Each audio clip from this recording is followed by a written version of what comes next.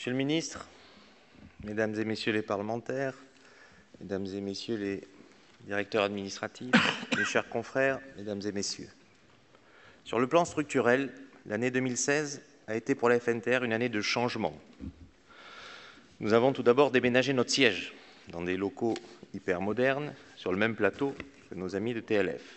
Cette communauté de lieux avec l'Union TLF est la manifestation de la convergence qui est l'objectif de nos deux fédérations. Tout en permettant à chacune d'elles de conserver son identité, nous travaillons désormais ensemble nos différences dans une logique de complémentarité qui rend beaucoup plus forte la profession. L'histoire retiendra que ce déménagement a eu lieu en pleine crise de carburant, Monsieur le ministre. Pendant qu'on enlevait les armoires, les tables et les chaises, les collaborateurs étaient, eux, rivés au téléphone pour collecter les informations et pour convaincre les pouvoirs publics d'agir pour que les entreprises de transport soient ravitaillées de façon prioritaire. Nous avons également, cette année, une nouvelle déléguée générale depuis le mois d'avril. Florence Berthelot a accepté cette fonction et je m'en félicite. Elle a fait le choix de sa connaissance de la FNTR et de la pratique de ses dossiers. Toute son expérience européenne seront indiscutablement un plus pour notre fédération dans l'avenir. 2016 aura aussi été l'année durant laquelle nous avons établi notre dossier de candidature à la représentativité en application des nouvelles dispositions légales. Ce dossier fut très lourd à monter d'un point de vue administratif, et c'est le prix de la transparence. Il a eu le mérite d'établir la photographie de ce que nous étions au 31 décembre 2015 en termes d'adhérents et de salariés employés par nos entreprises. Les chiffres sont éloquents. Près de 5 000 entreprises employant 225 000 salariés. Nous sommes indiscutablement et de loin la plus importante fédération de notre branche, qui, je vous le rappelle pour mémoire, compte 640 000 salariés, toutes activités confondues, et 400 000 sur le TRM. Nous le savions, nous en avons aujourd'hui la confirmation. Avec TLF, nous représentons donc largement plus de la moitié des salariés employés dans la branche. Rien ne pourra se faire sans nous ni contre nous. Dans le cadre de ce dossier, il nous fallait apporter la preuve de notre ancienneté. Je vous propose un petit peu d'histoire. La FNTR est née lors du Congrès national du 9 janvier 1945. Elle a alors fédéré les organisations existantes et est devenue la seule organisation du transport routier en France. La Seconde Guerre mondiale n'était pas terminée et les combats faisaient encore rage à l'est de l'Europe. On ne peut que s'interroger sur l'urgence qui commandait de reconstituer la FNTR, dont l'ancêtre était né, je vous le rappelle, en 1933, en des temps plutôt troublés. La réalité n'a rien de romantique. À la Libération, l'état des transports était tel qu'il a fallu tout réorganiser, coordonner les transports routiers et les transports ferroviaires. C'était les prémices de ce qu'on a appelé par la suite la coordination et qui nous a suivi un certain nombre d'années. Il fallait donc que les transporteurs routiers soient représentés par une fédération forte. C'est à la FNTR également que l'on doit la Convention collective des transports routiers et activités auxiliaires en 1950 et la création de la plupart des organismes encore bien connus et très actifs aujourd'hui. L'UFT, le Comité national routier, l'AFT, la CARCEPT et bien d'autres, mais aussi l'IRU. À ce stade, vous me permettez une petite réflexion amusée. À l'époque, il n'y avait qu'une fédération, la nôtre. Beaucoup de celles qui sont nées après sont le fruit d'une scission avec la FNTR. Chacun aura donc sa vision de l'unité professionnelle si souvent invoquée pour de fallacieux prétextes. Cela dit, nous continuons encore à fédérer. Depuis 2009, l'UNOSTRA est membre de la FNTR. Plus récemment encore, le mois dernier, c'est la Chambre syndicale du déménagement qui nous a rejoints. Et je lui souhaite ici même la bienvenue. Si j'ai tenu à faire ce rappel historique, c'est tout simplement pour constater que la Fédération a toujours su s'adapter, évoluer et anticiper les mutations pour les entreprises de toute taille, de toute spécialité et de toutes les régions. C'est bien pour cela qu'elle est la plus présente, la plus active que jamais. Le double rôle d'une fédération, je pense, est à la fois d'être plus proche des préoccupations et des problématiques de ses adhérents au quotidien, mais aussi d'anticiper les changements et d'accompagner les entreprises dans ces grands mouvements de fond qui gouvernent nos époques actuelles. Le thème de notre congrès représente cette action, ouvrir la route, vous l'avez lu. Ouvrir la route, cela veut dire être devant, être à l'avant-garde pour abattre ou contourner les obstacles. Ouvrir la route, cela veut dire également être leader, avec toute la responsabilité que cela suppose. Ouvrir la route, cela signifie aussi être ouvert à l'ensemble des transporteurs routiers, de leurs partenaires, et ouvert au monde. Monsieur le ministre, la profession aujourd'hui traverse une révolution. Nous l'avons vu ce matin au travers des différents débats et échanges. Nouvelles technologies, numérisation, transition énergétique, des véhicules de plus en plus autonomes, des infrastructures de plus en plus intelligentes pour les accompagner, un transport de plus en plus durable. Dans très peu d'années, et en tout cas plus vite qu'on ne le pense, le transport routier de marchandises aura profondément changé, plus encore qu'il ne l'a fait ces dernières années. Cela bouleversera nos formations, nos organisations, nos entreprises et évidemment nos hommes et nos femmes qui composent nos entreprises. Est-ce que cela inquiète les entreprises aujourd'hui? Nombre d'entre elles aujourd'hui se demandent si elles verront ces changements. Aujourd'hui, sur notre propre territoire, la concurrence est féroce et inégale entre les opérateurs européens qui ne travaillent ni aux mêmes conditions de coût, ni selon les mêmes règles. Cette situation n'est pas nouvelle. N'oublions pas que nous avons perdu 80% de nos parts de marché à l'international depuis 20 ans. Combien de fois faudra-t-il le dire et le répéter? Quand nous annonçons ce chiffre, où que ce soit en Europe, nous constatons toujours la même incrédulité chez nos interlocuteurs. Sur cette même période, la FNTR n'a cessé d'agir et d'alerter. Je rappelle que c'est grâce à l'action de la FNTR que de 2005 à 2009 que le cabotage a été encadré en Europe. Et ce, malgré l'opposition de tous à l'époque, y compris du gouvernement français. Mais malgré cela, et sans doute à cause de la crise depuis 2008, la situation s'est encore aggravée. C'est pourquoi aujourd'hui, nous demandons une plus grande restriction encore des conditions de cabotage, de 7 à 3 jours et de 3 opérations à une seule. Nous demandons également une période de carence entre 2 opérations de cabotage, ce qui n'est pas le cas aujourd'hui. Et à nouveau, encore aujourd'hui, nous sommes bien seuls à demander cela. Sachez que nous continuerons dans les mois à venir de porter ces positions dans le cadre des initiatives routières engagées lors de la Commission européenne, et nous le ferons également en région, à Paris et à Bruxelles. Dès l'origine, nous n'avions pas cessé d'alerter sur les risques de l'élargissement de l'Union européenne à des pays qui, tout simplement, n'ont pas les mêmes coûts que nous. Nous n'avons pas été entendus. Ce qui se passe aujourd'hui, d'après nous, était prévisible, et nous l'avions prévu, et nous l'avions répété, et nous l'avions dit. Mais aujourd'hui, la pression est devenue absolument insupportable. Cette année, le gouvernement français a adopté les mesures sur le détachement de salariés dans le transport routier, à l'instar d'autres pays européens. Nous avons exprimé des réserves, non pas sur le principe de ce détachement, mais sur la portée de ces dispositions. Pourquoi? Pour une raison simple et incontournable. Ces mesures sont bonnes, mais ne sont pas à la hauteur des enjeux. Elles ne vont pas encore assez loin. En effet, le différentiel de compétitivité qui se fait entre les opérateurs, il se fait non pas tant sur le salaire net du conducteur, ce qui est l'objet même du détachement, mais sur les charges sociales et surtout sur leur assiette. Et ce dernier paramètre, celui des charges sociales, n'est pas pris en compte dans cette nouvelle réglementation. Pour autant, notre fédération a fait son devoir, notamment en veillant à ce que ses adhérents et ses homologues européens puissent au mieux et le plus précisément possible appliquer cette loi. Mais il faut aller plus fort et plus loin, Monsieur le Ministre. Nous attendons que les mesures adoptées fassent l'objet également de contrôles rigoureux et systématiques pour voir leur réelle portée. Et nous demandons, pour le bon suivi des choses,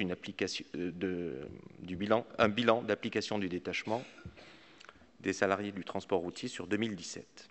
Dans le même temps, un combat politique se mène à Bruxelles. 11 États membres, le groupe Visegrad, qui à l'origine était composé de la Hongrie, de la Pologne, de la République tchèque et de la Slovaquie, je vous ai dépeint le tableau, s'est élargi à 11 membres et lutte pour une libéralisation totale du marché. Or, cette libéralisation aujourd'hui anéantirait notre secteur. C'est pour cela que nous nous réjouissons de voir la France prendre l'initiative avec 7 autres ministres européens d'affirmer une vision du transport qui est celle que nous partageons. Le marché européen du transport ne peut prospérer si seulement quelques-uns en profitent au détriment des autres. Il ne peut prospérer sur le contournement ou l'optimisation des règles. Il ne doit pas desservir ceux qui respectent les règles et avantager ceux qui les contournent. Il ne doit surtout pas laisser perdurer des situations inacceptables en matière sociale, pour certains conducteurs devenus des véritables nomades, ou abandonner des secteurs non réglementés comme celui du transport léger. Nous n'avons jamais signé pour cette Europe-là. C'est pour cela que nous soutenons pleinement votre initiative, Monsieur le Ministre, de rassembler d'autres États membres autour du projet d'un marché de transport régulé, avec des conditions de concurrence plus égales, des normes sociales plus affirmées et l'ambition de ne plus tolérer l'inacceptable. Soyez assurés que nous vous soutiendrons lors de cette initiative. Et nous avons déjà commencé. Notre fédération forte de sa présence depuis 20 ans à Bruxelles, s'inscrit avec plusieurs autres fédérations européennes, allemandes, belges, danoises, nordiques, italiennes, dans une coopération renforcée et étroite sur ce même thème, afin de porter des positions communes sur les principes évoqués plus haut, à une Commission européenne bien trop frileuse à notre goût, mais qui commence à augmenter son niveau d'audition en ce qui concerne ce problème. Nous nous réjouissons également de l'adhésion de la France au protocole relatif à la CMR électronique. Elle ouvre la voie à la dématérialisation des documents de transport, et pas seulement pour le transport international. Elle permettra, nous en sommes convaincus, un meilleur contrôle. C'est pour cela, Monsieur le Ministre, qu'avec d'autres fédérations membres de l'IRU, et je salue ici la présence de son secrétaire général, Monsieur De Pretto, nous sommes engagés dans une expérimentation de la CMR électronique dans une dimension transfrontalière. Nous avons l'ambition d'y inclure les opérateurs de France, d'Espagne et du Benelux. Nous comptons sur votre soutien et sur celui de toute votre administration dans cette expérimentation historique. Cette expérimentation est un défi car l'Europe va mal. Au-delà du Brexit et des crises à répétition à nos yeux, elle a perdu de vue ses valeurs fondatrices. L'idée originelle était de porter l'ensemble des États, des citoyens et des opérateurs économiques vers le haut. Notre conviction est qu'avec les pays fondateurs et avec ceux qui partagent notre vision, nous pourrons à nouveau rebâtir une nouvelle Europe, mais peut-être sur une partie seulement du territoire européen actuel. Cela est une piste. Tout cela prend trop de temps pour des entreprises immédiatement laminées par toutes ces dérives. Il y a donc urgence à trouver rapidement des solutions pour assurer la survie d'un secteur vital pour l'économie. Cela passe par des mesures visant à redonner immédiatement de la compétitivité à nos entreprises, allègement de charges, mais aussi allègement de la fiscalité. Nous ne pouvons qu'exprimer notre plus grande exaspération quant aux annonces quasi quotidiennes de nouvelles taxes et de nouvelles charges, à commencer par l'écotaxe, qui nous revient régulièrement sous forme de menaces régionales.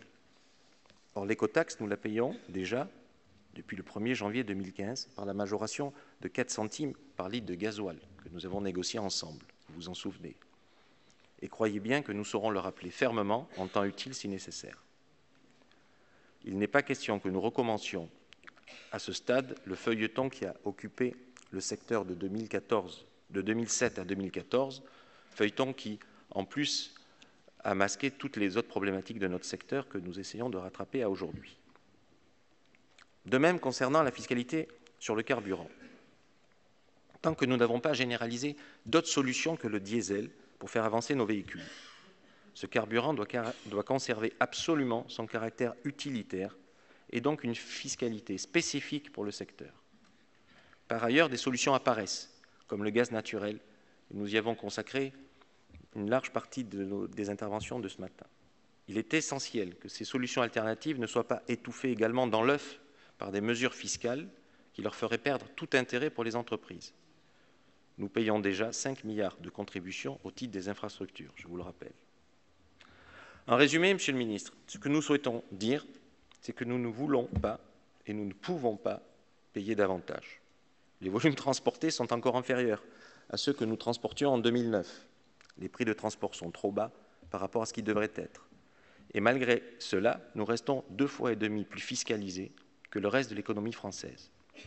Les marges restent à un niveau trop bas et insuffisant pour investir massivement ou lancer des recrutements. En matière sociale, j'attire l'attention sur 2 points. Le premier, c'est que nous faisons face à une pénurie de conducteurs. Le secteur n'attire plus. Sans doute parce que son image reste encore trop négative et aussi parce que les relations au travail ont changé.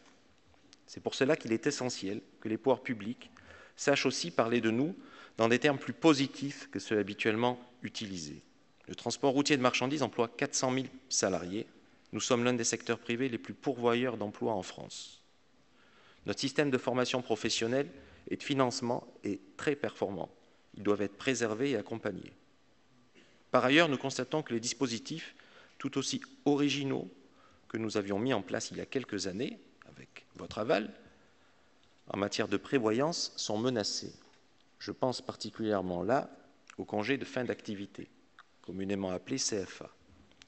Les URSSAF ont lancé, il y a peu, une vague de contrôle qui, s'il devait se généraliser, mettrait à genoux, et ce n'est pas une exagération, les entreprises de transport. Manifestement, ce dispositif mis en place il y a 20 ans, à la demande de l'État, devrait tout d'un coup être fiscalisé, d'une façon ou d'une autre. Des taxes, encore des taxes. Des redressements sont déjà en cours, portant sur des sommes faramineuses, puisqu'ils portent sur 50% des allocations versées aux salariés ayant pris le CFA et étant partis en CFA. 21 mois de salaire, c'est-à-dire 40 000 € pour faire simple, de redressement par salarié parti. Nous considérons là encore que cette approche n'est pas pertinente et qu'elle est même complètement décalée. Surtout au moment même où les partenaires sociaux ont engagé une réflexion pour faire évoluer ce dispositif qui a été catapulté par les différentes dispositions sur la pénibilité.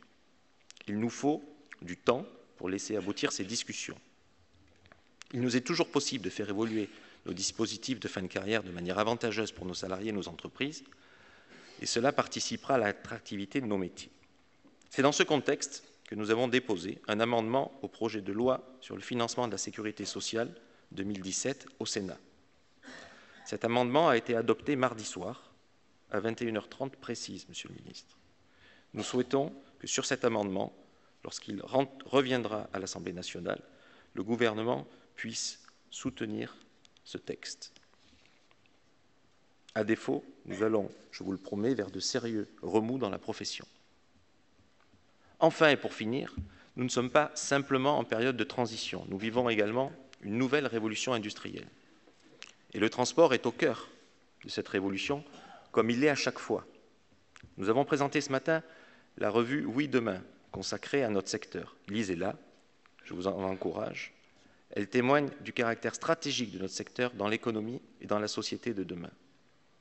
Dans l'éditorial, j'indique que nous avons révolutionné le XXe siècle, mais que nous allons également révolutionner ce siècle. Ce n'est pas un pari, c'est une promesse. Alors que le monde change à une vitesse incroyable, il nous faut aborder, en plus de tout ce que j'ai évoqué, des questions fondamentales, qui pour certains sont encore très abstraites. Qui maîtrisera demain la data du transport? Et vous avez vu ce matin l'importance qu'elle aura dans nos négociations commerciales. Qui pourra être le tiers de confiance pour préserver nos données les plus sensibles qui soient? Qui va réguler les plateformes électroniques afin qu'elles s'inscrivent dans la réglementation qui nous est propre? Nos concurrents ne sont pas seulement à l'Est aujourd'hui, ce sont en plus des géants américains. Plus précisément, nos nouveaux concurrents sont des algorithmes. J'ai commencé mon propos par un rappel de l'histoire. C'est notre ancrage. Nous n'entendons pas avancer en regardant dans le rétroviseur ou le pied sur la pédale de frein. Nous voulons aller de l'avant sur une route que nous traçons et où chacun aura sa place, pour le bien de nos entreprises, mais également pour le bien de nos salariés et du collectif. Alors, Monsieur le Ministre, laissez-nous ouvrir la route.